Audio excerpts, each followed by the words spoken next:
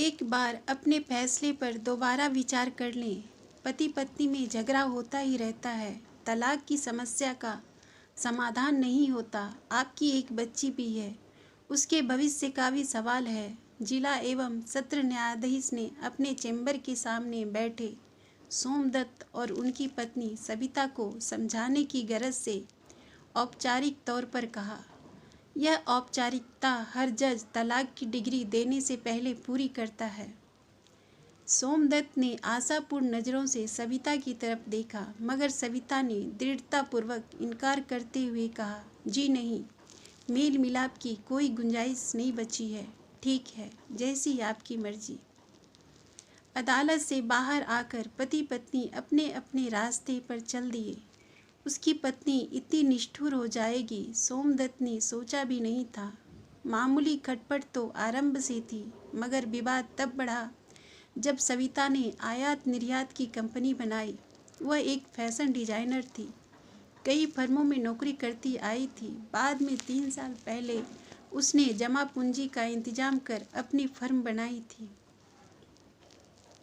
सोमदत्त सरकारी नौकरी में था, अच्छे पद पर था, सो वेतन काफ़ी ऊंचा था। शुरू में आर्थिक स्थिति अच्छी नहीं थी, इसलिए उसने पत्नी को नौकरी करने के लिए प्रोत्साहित किया था। धीरे धीरे हालात सुधरते गए। सरकारी मुलाजिमों का वेतन काफ़ी बढ़ गया था। सविता काफ़ी सुंदर और अच्छे व्यक्तित्व की स्त्री थी। उसकी तुलना में सोमदत्त सामान्य व्यक्तित्व और थोड़ा सांवले रंग रूप का था। सरकारी नौकरी का आकर्षण ही था जो सविता के माता पिता ने सोमदत्त से बेटी का रिश्ता किया था। सविता को अपना पति पसंद नहीं था तो नापसंद भी नहीं था। जैसे तैसे जिंदगी गुजारने की मानसिकता से दोनों निभा रहे थे। सविता के अपने अरमान थे, उमंगें थी, महत्वाकांक्षाएं थी। फैशन डिजाइनर की नौकरी से उसको अपनी कुछ उमंगें पूरी करने का मौका तो मिला, मगर फिर भी उसका मन हमेशा खाली खाली सा रहता था। सोमदत्त अपनी पत्नी के सुंदर व्यक्तित्व से दबता था, इसलिए वह उसको उत्पीड़ित करने में आनंद पाता था। कई बार सविता घर देर से लौटती थी। उसका चाल चलन चरित्र सब बेबाक था, इसलिए उसको अपने पति द्वारा कटाक्ष करना, शक करना अखरता था। बाद में जब सविता ने अपनी आयात निर्यात की फर्म बना ली और अच्छी आमदनी होने लगी तो सोमदत्त खुद को काफ़ी हीन समझने लगा। उसकी खीज बढ़ गई। रोज रोज क्लेश और झगड़े की परिणति तलाक में हुई। दोनों की एक बच्ची थी जो 12-13 साल की थी और कॉन्वेंट में पढ़ रही थी। बच्चे की सरपरस्ती भी सविता को हासिल हुई थी। तलाक का फैसला होने के बाद सविता अपने ऑफिस पहुंची तो उसकी स्टेनो रेनू ने उसका अभिवादन किया। लगभग 22-23 साल की रेनू पूरी चमक दमक के साथ अपनी सीट पर मौजूद थी। स्टेनो से लगभग 20 साल बड़ी उसकी मैडम यानी मालकिन सविता भी अपने व्यवसाय और चाल चलन के हिसाब से ही बनी ठनी रहती थी। वह अपनी फिगर का ध्यान रखती थी। उसका पहनावा भी अवसर के अनुरूप होता था। सविता को स्टेनो रेनू ने मोबाइल से ऑफिस में बैठे विजिटर के बारे में बता दिया था। उसने स्वागत कक्ष में बैठे आगंतुकों की तरफ देखा। कई चेहरे परिचित थे तो कुछ नए भी। सभी का मुस्कुराकर मुख अभिवादन करती वह अपने कक्ष में चली गई। मिलने वालों में कुछ वस्त्र निर्माता थे, कुछ अन्य सामान के सप्लायर। एक एक कर सभी निपट गए। अंत में एक सुंदर लंबे कद का नौजवान ने अंदर कदम रखा। उसका विजिटिंग कार्ड लेकर सविता ने उसको बैठने का इशारा किया। विवेक बत्रा, MBA, आयात निर्यात प्रतिनिधि। साथ में उसका पता और मोबाइल नंबर दर्ज था।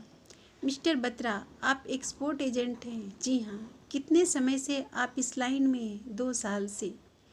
आपके काम का एरिया कौन सा है? सिंगापुर और अमेरिका। क्या आपके पास कोई एक्सपोर्ट ऑर्डर है? बहुत से हैं।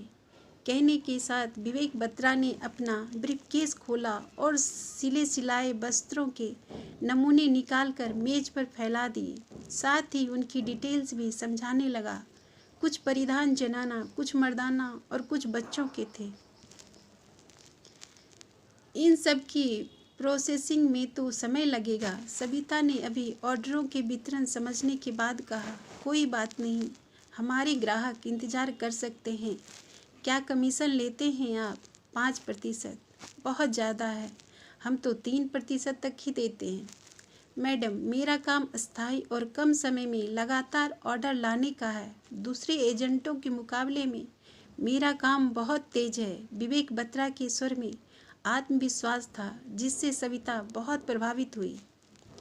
ठीक है मिस्टर बत्रा, फिलहाल हम प्रोसेसिंग के बेस पर आपके साथ एक्सपर्ट ऑर्डर ले लेते हैं।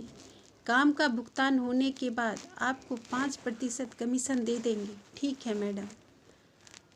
क्या आप रसीद या लिखित में कोई करार करना चाहते हैं? नहीं, इसकी कोई ज़रूरत नहीं है। मुझे आप पर विश्वास है।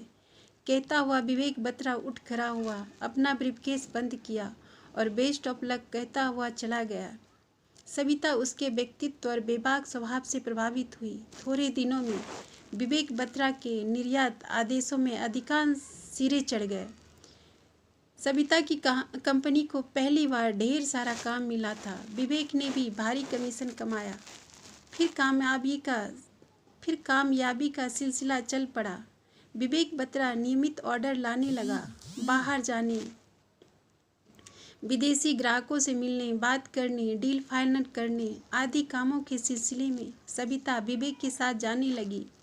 नियमित मिलने जुलने से दोनों करीब आने लगे।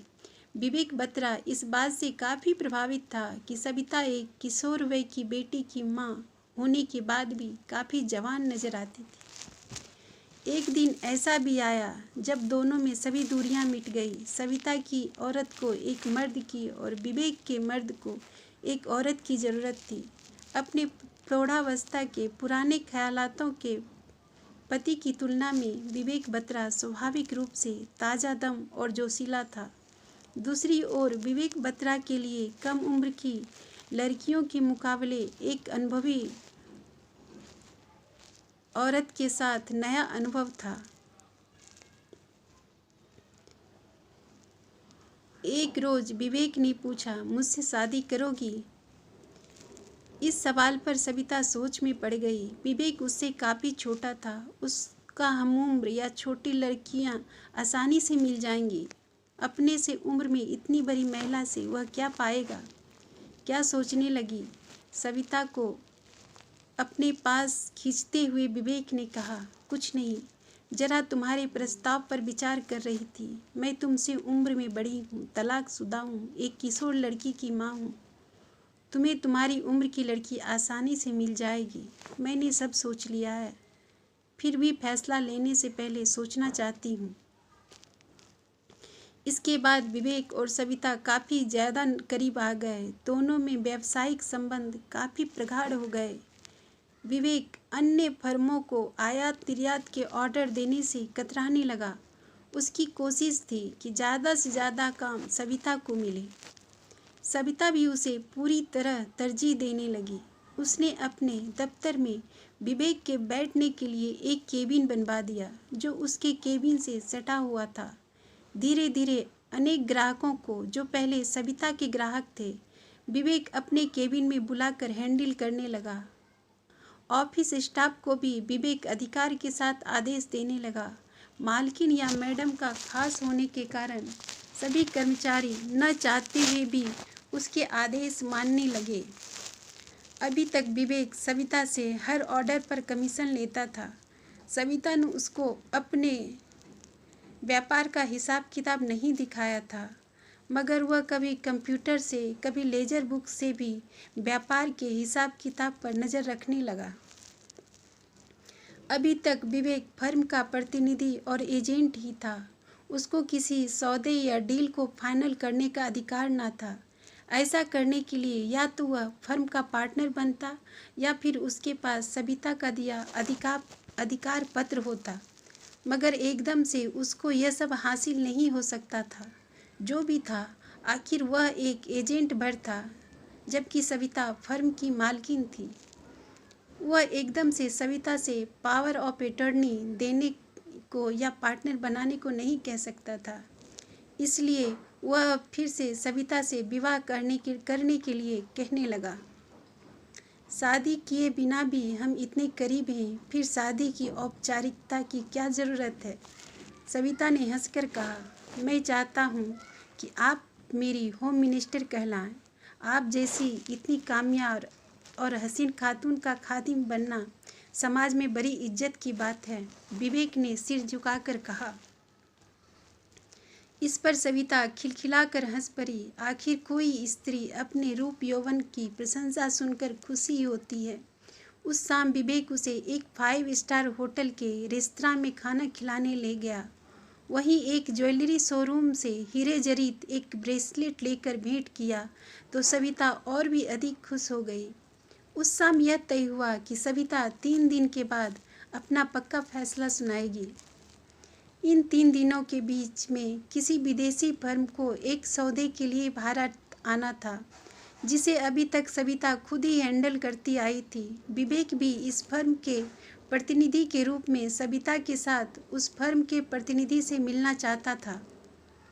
इस बार का सौदा काफ़ी बड़ा था। दोपहर को सविता के दफ्तर में मिस रोज, जो एक अंग्रेज महिला थी, ने सविता और विवेक से बातचीत की। सौदा सफल रहा। विवेक ने भी अपनी वाक्य चातुर्य का भरपूर उपयोग किया। मिस रोज भी विवेक के व्यक्तित्व से काफ़ी प्रभावित हुई।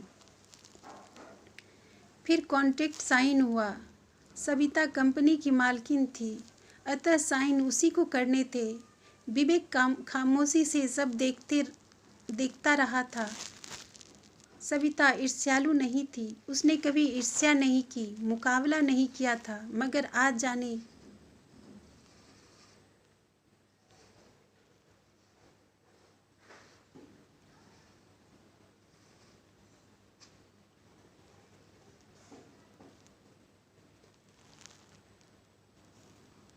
मिस रोज विदा होने लगी तो सविता ने उसको सौदा फाइनल होने की खुशी में रात के खाने पर एक 5 स्टार होटल के रेस्तरां में आमंत्रित किया। मिस रोज ने खुशी खुशी आना स्वीकार किया। उस शाम सविता ने ऑफिस जल्दी बंद कर दिया। फ्लैट पर नहाकर अपनी ब्यूटिशियन के पास गई। नए अंदाज में मेकअप करवाने के बाद अब सविता और भी दिलकश लग रही थी। ब्यूटी पार्लर से निकलकर सविता अपने लवर के पास गई। आज विवेक को उसे अपना पक्का फैसला सुनाना था। ज्वेलर्स के यहाँ से विवेक को देने के लिए उसने एक महंगी हीरे जड़ित अंगूठी खरीदी। मिस रोज ठीक समय पर आ गई। वह नए स्टाइल के स्कर्ट टॉप में थी। उसने हाई हील के महंगे सैंडल पहने थे। गहरे रंग के स्कर्ट और टॉप उसके सफ़ेद दूधिया शरीर पर काफ़ी फब रहे थे। विवेक बत्रा भी गहरे रंग के नए फैशन के इवनिंग सूट में था। अपने गोरे रंग और लंबे कद के कारण वह शहजादा गुलफाम लग रहा था। तीनों ने हाथ मिलाए, फिर पहले से बुक की गई मेज के इर्द गिर्द बैठ गए। वेटर चांदी के गिलासों में ठंडा पानी सर्व कर गया। थोड़ी देर बाद वही वेटर उनके पास आया और सिर नवाकर खड़ा हो गया तो सविता ने ड्रिंक लाने का ऑर्डर दिया। थोड़ी देर बाद वेटर ऑर्डर सर्व कर गया। सभी अपना अपना ड्रिंक पीने लगे। तभी हॉल की बत्तियां बुझ गई। डायस पर धीमा धीमा संगीत बजने लगा। हॉल में एक तरफ डांसिंग फ्लोर था। कुछ जोड़े उठकर डांसिंग फ्लोर पर चले गए। वहाँ का माहौल बहुत रूमानी हो चला था। विवेक ने अपना ग्लास खत्म किया और उठ खड़ा हुआ। सिर नवाता हुआ मिस रोज की तरफ देखता हुआ बोला, let us have a round. Miss Rose मुस्कुराई। उसने अपना ग्लास खत्म किया और उठकर अपना बायां हाथ विवेक के हाथ में थमा दिया। उसकी पीठ पर अपना बाँ फिसला विवेक उसे डांसिंग फ्लोर की तरफ ले गया। दोनों साथ साथ थिरकने लगे। सविता ईर्ष्यालु नहीं थी। उसने कभी ईर्ष्या नहीं की, मुकाबला नहीं किया था। मगर आज जाने क्यों ईर्ष्या से भर उठी थी। हालांकि वह जानती थी आयात निर्यात के धंधे में विदेशी ग्राहकों को इंटरनेट करना व्यवसाय सुलभ था, कोई अनोखी बात न थी। मगर आज वह एक खास मकसद से विवेक के पास आई थी।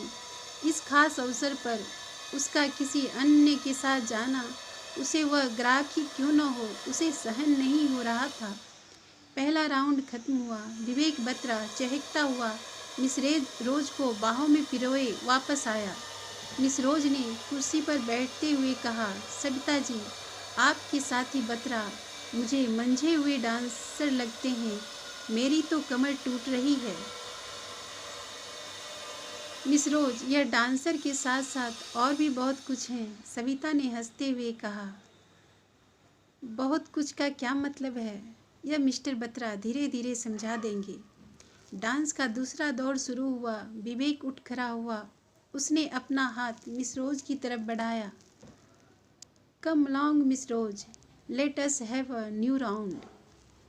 आई एम सॉरी मिस्टर बत्रा, मैं थक रही हूँ। आप अपनी पार्टनर को ले जाएं। मिस रोज ने अर्थपूर्ण नज़रों से सविता की तरफ देखते हुए कहा। इस पर विवेक बत्रा ने अपना हाथ सविता की तरफ बढ़ा दिया। सविता निर्विकार ढंग से उठी। विवेक बत्रा ने अपनी एक बाँह उसके कमर में पिरोई और उसे अपने साथ सहारा देकर डांसिंग फ्लोर पर ले गया। सविता पहले भी विवेक के साथ डांसिंग फ्लोर पर आई थी, मगर आज उसको विवेक के बाहुपास में वैसी शिद्दत, वैसा जोश, उमंग और शौखी नहीं महसूस हुई जिन्हें वह हर डांस में महसूस करती थी। दोनों को लग रहा था मानो वे प्रोफेशनल डांसर हो जो औपचारिक तौर पर डांस कर रहे थे। विवेक बत्रा मुरमुर कर मिस रोज की तरफ देख रहा था। स्त्री ही स्त्री की दुश्मन होती है। वह न सोच सकती है, न मुकाबला या तुलना। विवेक बत्रा अनजाने में यह सब कर उसे उत्प्रेरित कर रहा था। आज से पहले सविता ने कभी विवेक बत्रा के व्यवहार की समीक्षा न की थी। उसने अपने दफ्तर और व्यापार में उसकी खामखा की दखलंदाजी और अनावश्यक रौब जमाने की प्रवृत्ति को यह सोचकर सह लिया था कि वह उससे शादी करने वाली थी, मगर आज मात्र 1 घंटे में उसकी सोच बदल गई थी। उसके पूर्व पति ने अपनी हीन भावना बस उसको हमेशा सताया था, बेवजह शक किया था। विवेक बत्रा उसके पूर्व पति की तुलना में प्रभावशाली व्यक्तित्व का था। वह भी कल को शादी के बाद उसे सता सकता है। एक बार फिर पति का दर्जा पाने पर या पार्टनर बन जाने पर कंपनी का सारा नियंत्रण अपने हाथ में ले सकता है। आज मात्र एक नई उम्र की हसीना के रूबरू होने पर उसका ऐसा व्यवहार था, कल न जाने क्या होगा। विवेक बत्रा को भी मिस रोज, जो आयु में सविता से काफ़ी छोटी थी, ताजे और खिले गुलाब जैसे लगी थी। उसकी तुलना में सविता एक पके फल जैसी थी जिसमें मिठास पूरी थी, मगर यह मिठास ज़्यादा होने पर उबा देती थी। इस मिठास में जीभ को ताजगी भरने वाली खास मिठास न थी जो पेड़ से तोड़े गए ताजे फल में होती थी। डांस का दूसरा दौर समाप्त हुआ। कई महीने से जो फैसला न हो पाया था, मात्र 45 मिनट के डांसिंग सेशन में हो गया था। नई मोमबत्तियां लग गईं। खाना काफ़ी लजीज था। मिस रोज ने खाने की तारीफ के साथ आगे फिर मिलने की बात कहते हुए विदा ली। विवेक बत्रा उसे छोड़ने बाहर तक गया। सविता निर्विकार भाव से सब देख रही थी। मिस रोज को छोड़कर विवेक वापस आया तो बोला, सविता डार्लिंग, आज आपको फैसला सुनाना था। क्या ज़रूरत है? लापरवाही से सविता ने कहा। आपने आज ही तो कहा था। विवेक बत्रा जैसे याद दिला रहा था। हम दोनों में जो है वह शादी के बिना भी चल सकता है, मगर शादी फिर शादी होती है। देखिए मिस्टर बत्रा, जब तक फासला होता है तभी तक हर चीज़ आकर्षक नज़र आती है। पहाड़ हमसे दूर है, हमें सुंदर लगते हैं, मगर जब हम उन पर जाते हैं तब हमें पत्थर नज़र आते हैं। आज मैं थोड़ी जवान हूँ, कल को प्रौढ़ वृद्धा हो जाऊँगी, मगर आप तब भी जवान होंगे। तब आपको संतुष्टि के लिए नई कली का रसी सुहाएगा। इसलिए अच्छा है कि आप अभी से नई कली ढूंढ लें। मैं आपकी व्यापार में सहयोगी ही ठीक हूँ। विवेक बत्रा भौचक था। उसे ऐसे रोमानी माहौल में ऐसे विपरीत फैसले की उम्मीद न थी। वेटर को 500 रुपये का नोट टिप के लिए थमा सविता सधे कदमों से वापस चली गई। रिंग सेरेमनी की अंगूठी बंद की बंद रह गई थी। डांस फ्लोर पर डांस का नया दौर आरंभ हो रहा था।